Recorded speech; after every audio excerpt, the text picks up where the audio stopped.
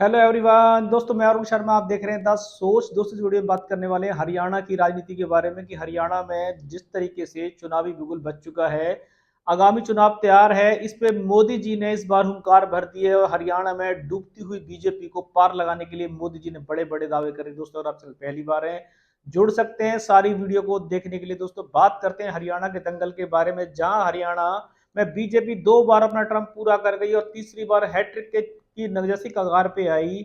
BJP की लुटिया डूबनी शुरू हुई। उसके बहुत सारे कारण थे, जिसमें से किसान और जाट आंदोलन का सबसे बड़ा कारण बीजेपी को भुगतना पड़ा, जिसके चलते बीजेपी ने अपने मुख्यमंत्री भी चेंज कर दिए, बहुत सारी रेवड़ियां बांट दी।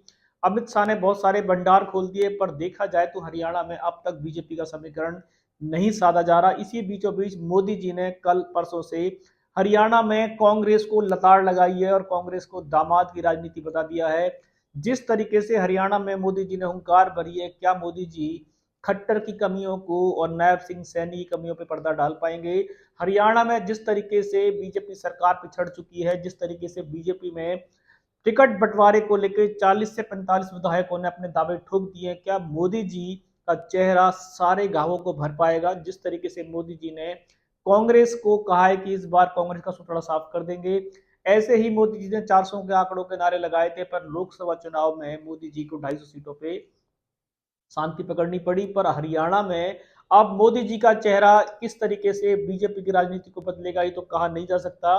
पर हरियाणा में इस बार किसी के पार्टी के भी क्लीन स्वीप होने की तैयारी नहीं है।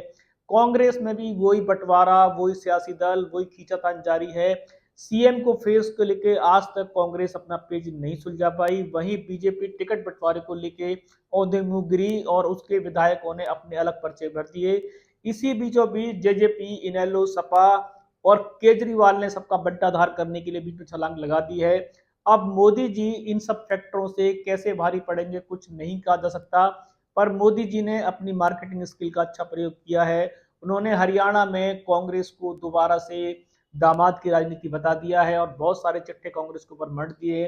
हरियाणा में कांग्रेस का क्या बलबूता होगा, ये समय बताएगा। पर बीजेपी, मोदी जी के चेहरे पे हरियाणा में कमल खिला जाए ऐसा दूर दूर तक नजर नहीं आ रहा। पर मोदी जी ने अपनी चाल चल दी है। मोदी जी ने अपने सियासी पैंतरे हरियाणा में फैला दिए। अब देखते हैं कि मोदी जी का चेहरा क्या इस बार सबसे ज्यादा चेहरा माना जाएगा। जिस तरीके से हरियाणा में धांसू इलेक्शन बन चुका है, त्रिकोणीय समीकरण पैदा हो चुके हैं। अरविंद केजरीवाल ने साफ कहा है कि वो उनके बिना हरियाणा में सरकार नहीं बनेगी। अरविंद केजरीवाल को कोई सीरियसली नहीं ले रहा। हुड्डा ने साफ कहा कि हरियाणा में कांग्रेस का हाथ मजबूत है। पर कांग्रेस का हाथ मजबूत कैसे होता? सियासी खिचियाले जिस तरीके से चल रही है, शैलजा से गुटबाजी जारी है। सीएम का फेस कांग्रेस सुलझा नहीं पाई, इससे कांग्रेस कमजोर हुई है। इसी बीचों बीच केजरीवाल ने टूटे फूटे विधायकों को लेकर नई पार्टी का गठन कर लिया। उधर जेजेपी ने बीजेपी को सबक सिखाने के लिए चंद्रशेखर से गठबंधन किया है। वहीं इनेलो ने दावा ठोका है कि सीएम अजय चौटाला बनेंगे, ओम प्रकाश चौटाला की पार्टी से सीएम बनेगा। बहुत सारे दावे हरियाणा में भरते जा रहे हैं। उन सब दावों पे विराम लगाने के लिए मोदी जी ने हुंकार भरी और मोदी जी ने कांग्रेस को लताड़ा है। और हरियाणा में उन्होंने पब्लिक को देख के ये कहा कि हरियाणा में जिस तरीके से पब्लिक ने उनको स्वागत किया है, उससे बीजेपी के वापसी के आसार नजर आ रहे हैं। पर इस पे अनक अनक दल, अलग अलग लोग की राय है। वो कहते हैं कि मोदी जी के चेहरे पे भले ही वोट गिर जाए, पर बीजेपी इस बार सरकार नहीं बना पाएगी। मोदी जी खुद समझ चुके हैं कि हरियाणा में खट्टर के चलते बीजेपी का क्या हाल हुआ था। मोदी जी खूब जोर लगा लें, पर इस बार हरियाणा में बीजेपी पिछड़ चुकी है। अब मोदी जी ने अपने सियासी हुंकार भरी और सारा इलेक्शन चेहरे पे लेके आ गए हैं।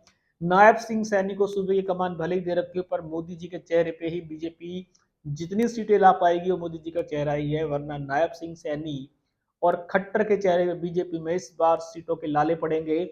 और इस बार ताले की चाबी किसको बनाएंगे, क्योंकि सभी पार्टियों से बीजेपी के संबंध खराब है। निर्दलीय किसकी ओर झुकाव देंगे, क्या वो खुद सरकार बनाएंगे या केजरीवाल, इनेलो, जेजेपी या कांग्रेस को मुखिया बनाने में उनकी हेल्प?